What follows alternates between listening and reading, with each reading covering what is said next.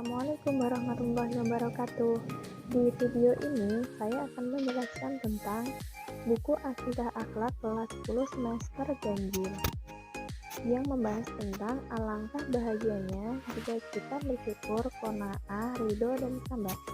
Yang pertama adalah syukur. Pengertian syukur yaitu tanda terima kasih kepada Allah. Sedangkan menurut Kamus Besar Bahasa Indonesia, berarti ucapan dari perasaan senang, bahagia, melegakan ketika mengalami suatu kejadian yang baik. Sedangkan menurut istilah, syukur merupakan suatu tindakan, ucapan, perasaan bahagia, senang, dan lega atas nikmat yang telah dirasakan dan didapatkan dari Allah. Adalah bentuk-bentuk syukur. Ada 3. Yang pertama, syukur bil qalbi, yaitu bersyukur menggunakan hati. Maksudnya adalah meyakini dengan sepenuh hati bahwa nikmat itu berasal dari Allah dan tiada nikmat kecuali darinya. Syukur bil qalbi berarti bahagia, senang atas segala sesuatu yang berasal darinya. Kedua adalah syukur bilisan. Syukur bilisan yaitu bersyukur menggunakan perkataan, yaitu perkataan Alhamdulillah.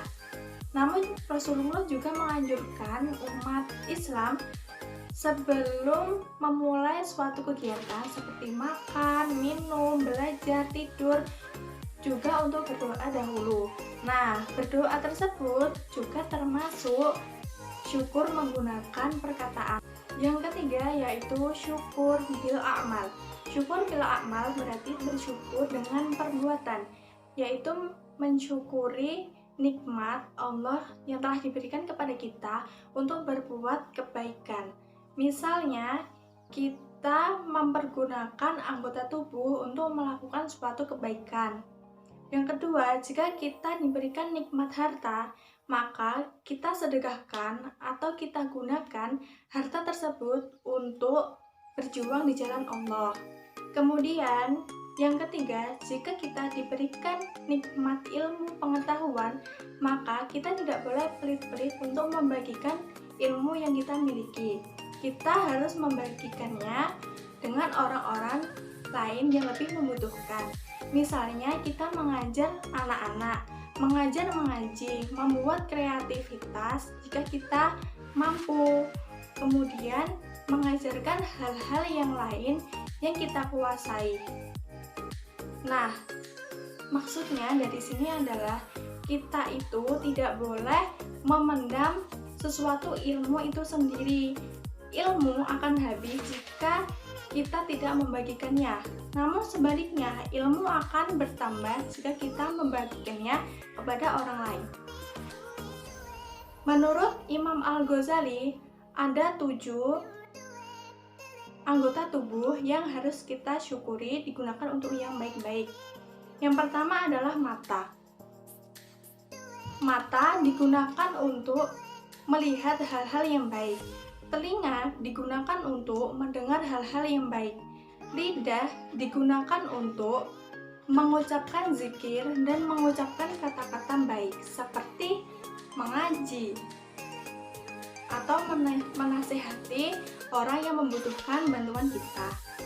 Kemudian adalah kemaluan. Kita harus menjaga kehormatan diri kita. Kemudian adalah tangan. Tangan digunakan untuk membantu orang-orang yang membutuhkan bantuan kita. Kemudian adalah kaki. Kaki digunakan untuk berjalan di jalan Allah.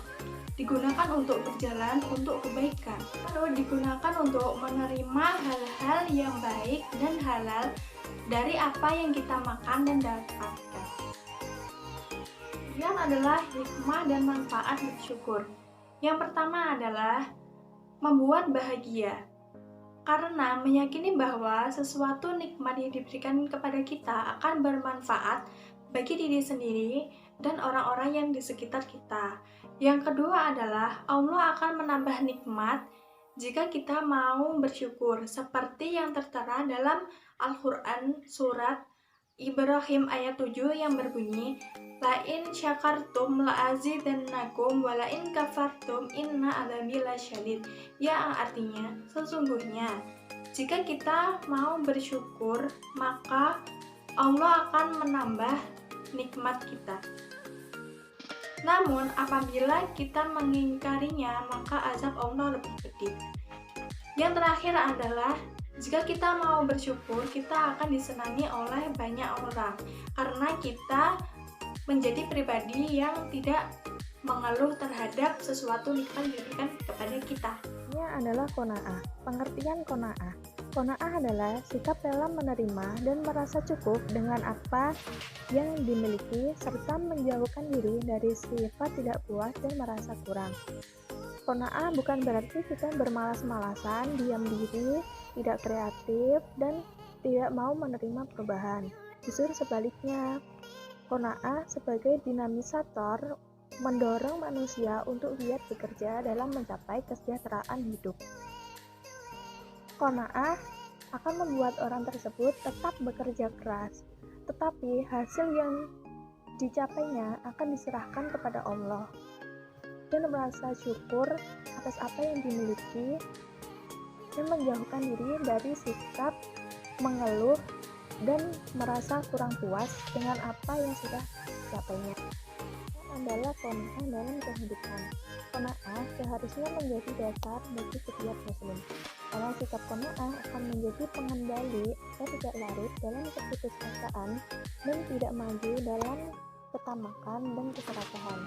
Sikap qanaah perlu dibudidayakan dalam kehidupan masyarakat agar tidak timbul memonopoli, sehingga menyebabkan orang lain kehilangan kesempatan untuk melangkah ke depan. Qanaah perlu dibudidayakan dalam masyarakat agar tidak terjadi kesenjangan sosial. Cara mewujudkan qanaah dalam kehidupan sehari-hari yaitu tidak menunjukkan rasa sombong dan keangkuhan kepada lingkungan masyarakat. Qanaah. Yang pertama, bersyukur apabila berhasil dalam usahanya dan menjauhi sikap sombong. Yang kedua, berhasil apabila terjadi kegagalan dan menjauhi sikap frustasi. Yang ketiga, memiliki hati yang tenteram dan damai. Yang keempat, merasa kaya dan berkecukupan. Yang kelima, membebaskan diri dari sikap rakus, sama, dan serakah karena pada dirinya itu terdapat jiwa yang kaya dan tentram. Yang keenam, hemat, tidak besar pasak daripada tiang. Yang ketujuh, menyadari bahwa harta adalah sebagai bekal ibadah. Yang kedelapan, menyadari bahwa kekayaan itu bukan terdapat pada harta tetapi pada hati. Materi selanjutnya adalah sabar. Pengertian sabar dan ridho. Sabar adalah menerima segala sesuatu dengan lapang dada dan senang hati. Sedangkan orang yang ridho menyadari bahwa segala sesuatu yang terjadi atas izin dan kehendak Allah.